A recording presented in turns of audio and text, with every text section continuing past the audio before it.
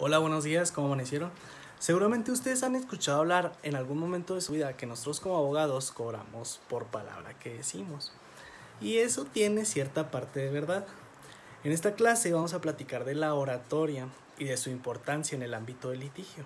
Primero que nada, pues vamos a contextualizar, ¿no? ¿Qué es la oratoria? La oratoria es el arte de poder hablar en público, con elocuencia y con la finalidad de persuadir a nuestro público o a la persona a la que le estamos comunicando nuestras ideas.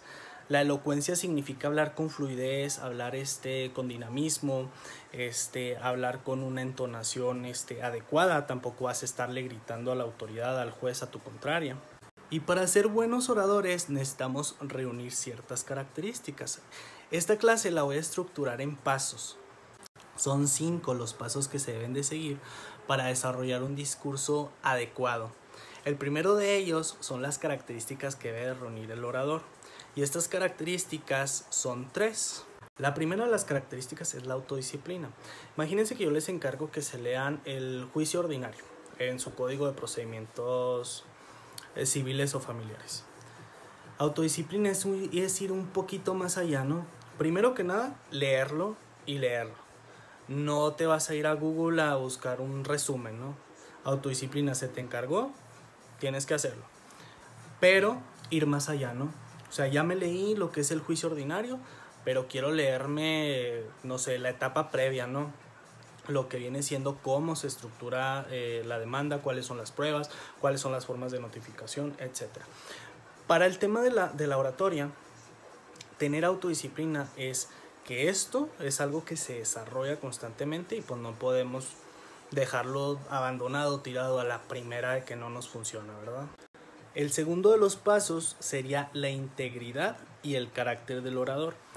La integridad se refiere a que tenemos que aprender a comunicar de forma asertiva. ¿Qué quiere decir esto? No te vas a poner en medio de la controversia a tirarle madres y padres a la contraria, ¿no? Al abogado de la contraria. O peor tantito al juez, ¿no? O tampoco vas a permitir que tu cliente le esté sacando la lengua a la demandada, ¿no? A la parte actora. El carácter del orador se refiere a que tienes que imponer, no puedes llegar. Sí, su señoría, fíjese, yo quiero hacer mis alegatos de apertura en el sentido de que, pues, mi cliente es bueno y no, o sea, tienes que comunicar y comunicar con seguridad, ¿sí? Y el tercer punto de las características del orador, la capacidad de oratoria, que esto, como les platico, pues es algo que se desarrolla, es como un músculo que se tiene que ir ejercitando. Hay muchos tips y muchas técnicas para poder desarrollar la capacidad de oratoria, pero principalmente la que más fácil de desarrollar es la lectura. ¿Qué pasa cuando ustedes leen mucho? Al momento de que empiezan a leer, empiezan a adquirir léxico, empiezan a desarrollar habilidades lingüísticas. Si ustedes están comunicando una idea, es bien común que a veces se te olvide la palabra. Por ejemplo, que le quieras comunicar al juez que fue un acto engañoso por parte de la contraria, pero se te olvidó la palabra engaño o la palabra engañosa. Te quedas, es que fue un acto, lo tengo en la punta de la lengua y no sabes, pero no sabes improvisar porque no tienes un bagaje en cuanto a léxico. Entonces, si tú sabes que, por ejemplo, delusivo es un acto engañoso, es un sinónimo de engaño. Le dicen, no, su señoría, lo que estaba exponiendo la contraria, pues fue un acto delusivo.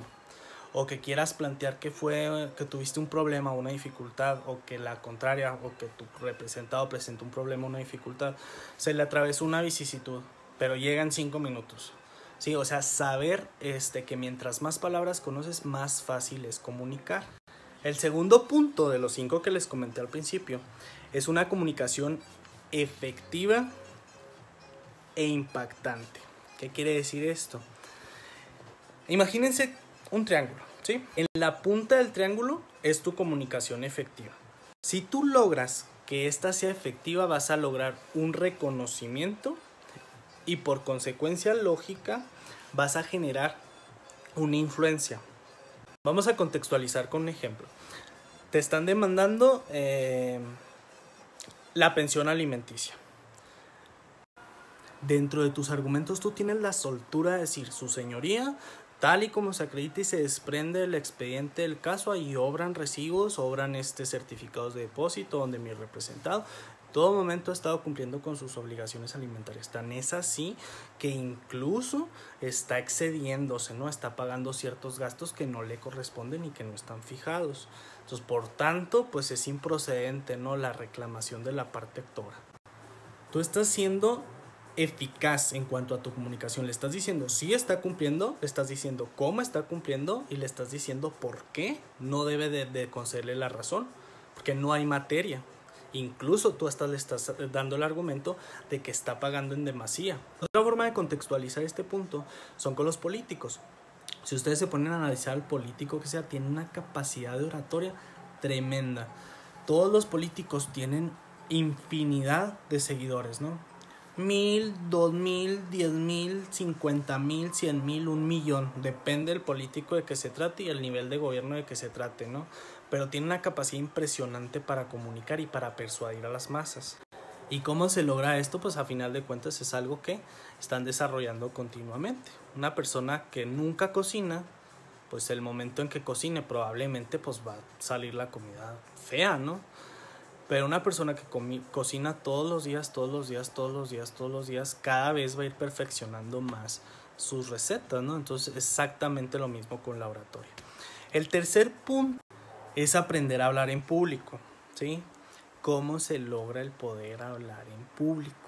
Primero que nada, tú tienes que saber que en el momento en que tú vas a comunicar, te van a juzgar. Muy probablemente ustedes ahorita estos videos pues están cagados de la risa y hasta me van a juzgar y me van a hacer memes y infinidad, ¿no? Es algo que realmente pues no me interesa, ¿no? Y ese es uno de los puntos claves para poder ser un buen orador. No te tiene que importar lo que la gente va a decir o lo que la gente va a pensar, ¿sí? Tienes que quitarte el miedo. Para poder tú comunicar una idea o para poder hablar en público, pues tienes que tener cierta cultura, tienes que tener ciertos conocimientos básicos. Literatura, filosofía, historia, humanidades, geografía, infinidad de temas, ¿no? Al menos lo más básico para tú poder sostener una conversación o poder tener un tema, ¿sí? ¿Cuántas veces no les ha tocado que, por ejemplo, van a una cita y ni siquiera tienen un tema de conversación? O sea, nada más aburrido que un silencio incómodo. A mí hay una frase que me gusta mucho, que repetíamos mucho en la preparatoria, que dice: vale más quedarse callado y parecer un poco tonto que hablar y despejar todas las dudas al respecto. Otra capacidad que debe desarrollar el orador es que no porque estás en algún lugar forzosamente tienes que expresar una idea, ¿sí? No es necesario que siempre tengas que opinar. Incluso hasta te ves mal si opinas y opinas nomás por opinar, no opinas algo con sustento. Entonces, este punto básicamente te van a juzgar, ¿no?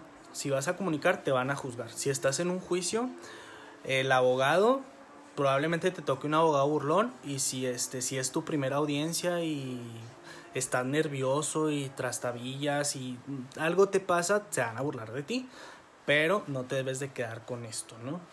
El cuarto punto de que un orador entre en un auditorio tiene que aprender a identificar a las personas a las que les va a comunicar. Los visuales generalmente son personas rígidas, personas que si tú te mueves a un extremo de la habitación, con la mirada te van a seguir. Si te mueves al otro, te van a seguir. Son rígidas y siempre mantienen un contacto visual. Generalmente las opiniones de las personas visuales son muy acertadas. O sea, cuando opinan y generalmente es lo que es. Los auditivos son personas más sumisas. Son personas que, aunque no estén manteniendo un contacto visual contigo, te están escuchando y te están poniendo atención, están aprendiendo de esta forma. Tal vez el orador que los vea, los va a ver así, volteando para otros lados, y van a pensar, no, pues no me está poniendo atención, y se va a sacar de onda. Pero si tú sabes identificarlos, son personas sumisas que generalmente no entran en controversia, generalmente no opinan. Y por último tenemos a los kinestésicos, que los kinestésicos generalmente son personas relajadas, personas que están recostadas, que si tuvieran la oportunidad estarían con los pies arriba de otra butaca, que tú los ves casi durmiéndose. Entonces, si tú como orador no conoces esta clase de público, pues vas a decir, oye, pues qué falta de respeto, ¿no? No me está poniendo atención o no le interesa.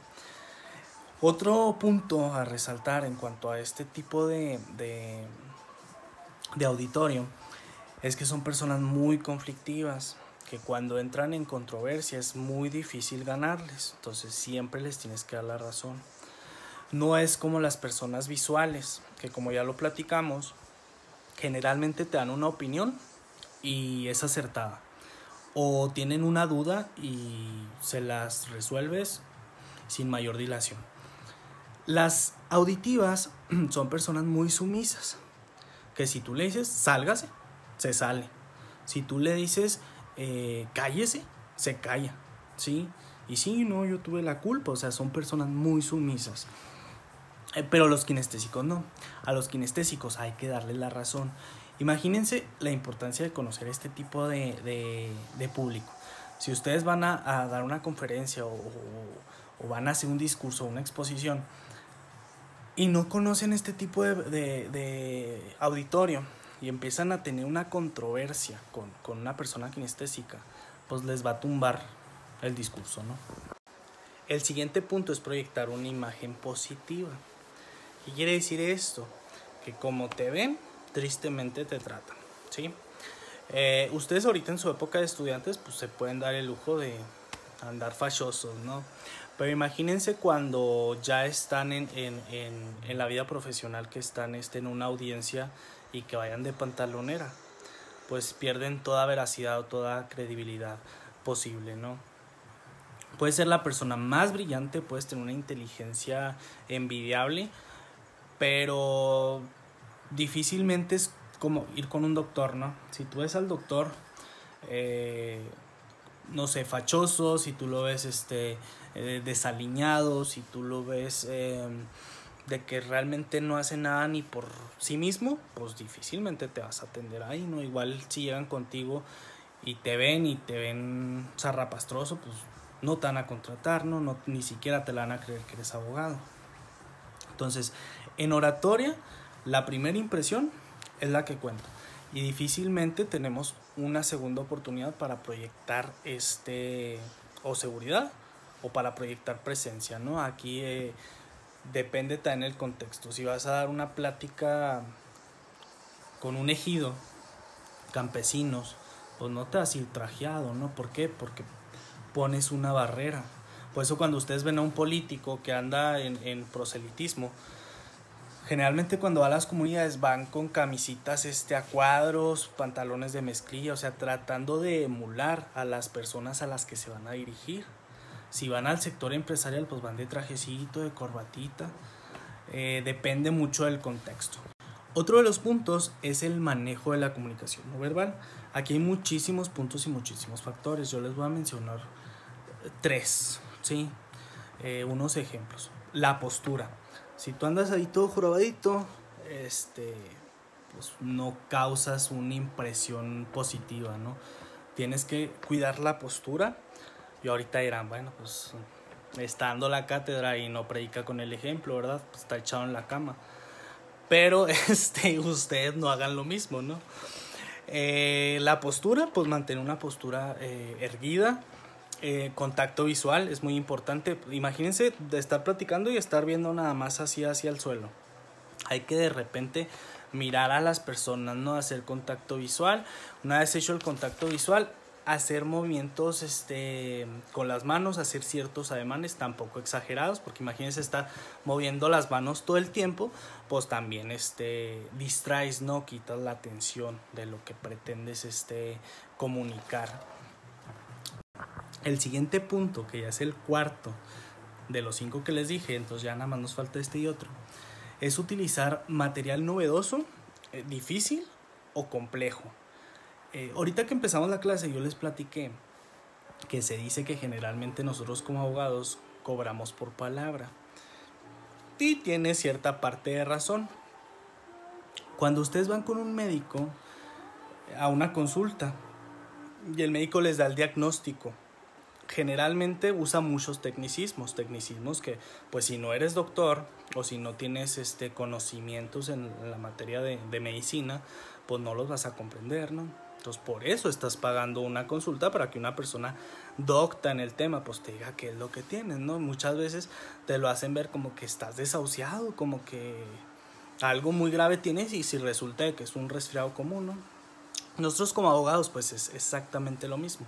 Hay que utilizar mucho tecnicismo, pero no abusar de El 20% de lo que comuniquemos debe de ser difícil de comprender para nuestros clientes, ¿sí? Para proyectar que tú tienes conocimiento, que tú tienes un bagaje, que tú tienes tecnicismos, que sabes, y generarles cierta confianza. Pero si estás viendo que de plano pues no entienden, pues tienes que bajarte al nivel, tampoco bajarte mucho, porque pues también pierdes credibilidad. ¿Y cómo se logra esta comunicación técnica, esta comunicación compleja? Pues evidentemente investigando, ¿no? Teniendo ese bagaje cultural que les comentaba en minutos previos, ¿verdad? Y el último punto es tener muy en claro cuáles son las partes del discurso.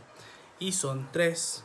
Es el exordio, el desarrollo o el nudo, y la conclusión o el desenlace. Y a cada una de estas le vamos a dar un porcentaje de acuerdo al valor que ustedes le deben de dar, o la ponderación que ustedes le deben dar al momento de que desarrollan una plática, sean los alegatos de apertura, sean los alegatos de clausura, sea un discurso, sea una exposición X, ¿no? Al exordio le vamos a dar un 40% de valor. Al desarrollo o al nudo le vamos a dar solamente el 20% del valor. Y a las conclusiones o al desenlace le vamos a dar el otro 40%. El exordio es algo que se hace en 10 segundos, ¿sí? Y las conclusiones es algo que no te toma más de 30 segundos. Entonces, si fijan, ustedes en 40 segundos ya tienen ganado el 80% del discurso. Y generalmente todas las personas se enfrascan en lo que es el desarrollo. Que el desarrollo pues evidentemente es importante, ¿no? Porque es la comunicación que vas a hacer en cuanto a todo el tema, ¿no? O a todo el proceso que tú quieres dar a conocer. Sin embargo, no es lo importante. Lo importante es provocar un inicio que te capte la atención del público, y un desenlace que te haga que la gente te recuerde. Vamos a platicar cada una de esas partes. El exordio te consiste en ganarte a la persona o al público, al auditorio, en los primeros 10 segundos. Como decíamos, tú al momento de que llegas, causar una impresión y ganártelos. Si tú llegas tímido, si tú llegas, por ejemplo, disculpando, una disculpa por llegar tarde, pues ya perdiste el auditorio, ¿no? Si tú dices, quiero disculparme antemano porque pues el tema que me dieron pues no estudié, no sé, pues mejor cállese y siéntese, ¿no? O sea, si me está diciendo que no sabe lo que me va a hablar, pues ya me perdió. Es por eso que vale tanto, ¿no? Porque tú en el momento en que te plantas en un escenario, que te plantas en un tribunal, te tienes que ganar al auditorio, te tienes que ganar al juez, te tienes que ganar la atención de la contraria, tienes que ganar la atención de todos. En cuanto al desarrollo, pues no nos vamos a enfrascar mucho, ¿no? Porque generalmente cuando tú disertas un tema es porque lo conoces. Entonces no nos vamos a meter en tanto rollo. No te vas a aventurar en hablar de algo que no sabes, ¿no? Para esto, pues los pasos previos te tienes que preparar, tienes que buscar material novedoso, tienes que investigar, tienes que estudiar. Pero generalmente el desarrollo pues es un tema que tú dominas, ¿no?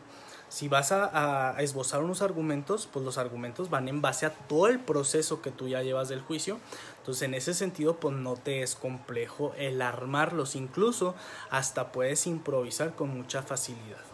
Y en cuanto al cierre, pues básicamente tus conclusiones, despedirte, dar las gracias y san se acabó, ¿no? Vamos a platicar de unos tipos de exordio, ¿no? Que como les comento es lo más relevante, y el exordio se equipara al cierre, ¿no? Lo mismo que vamos a hacer en el exordio lo vamos a hacer en cuanto al cierre. Para esto hay diferentes tipos de exordios.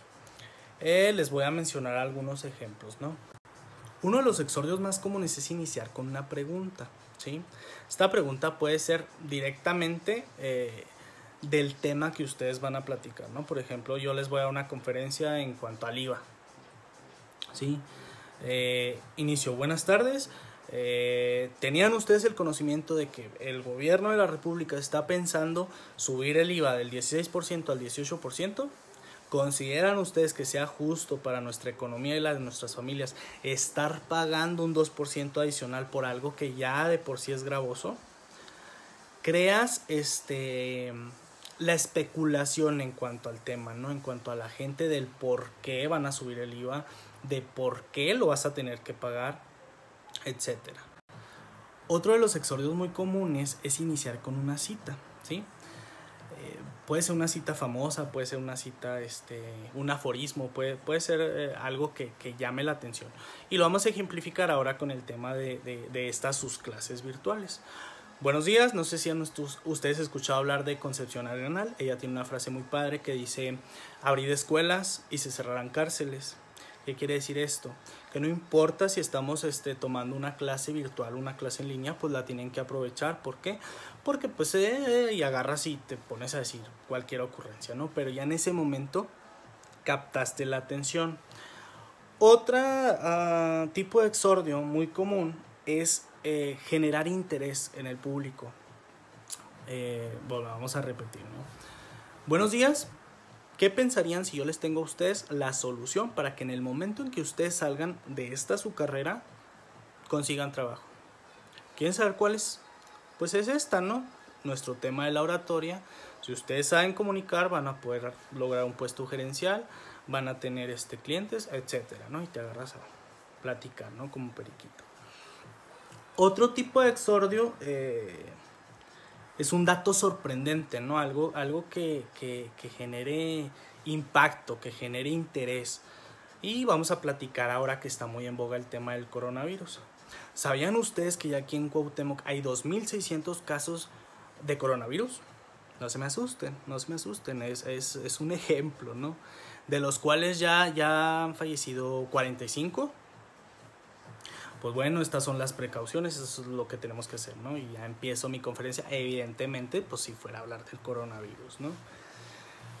Otra sería con una parábola, ¿sí? Las parábolas es muy poco común, pero se puede iniciar con una parábola.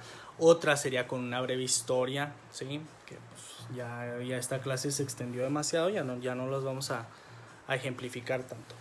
Pero si se fijan, el exordio, en muy poquito tiempo tú ya ganaste el interés de tu público, y el cierre se puede hacer exactamente lo mismo, ¿no?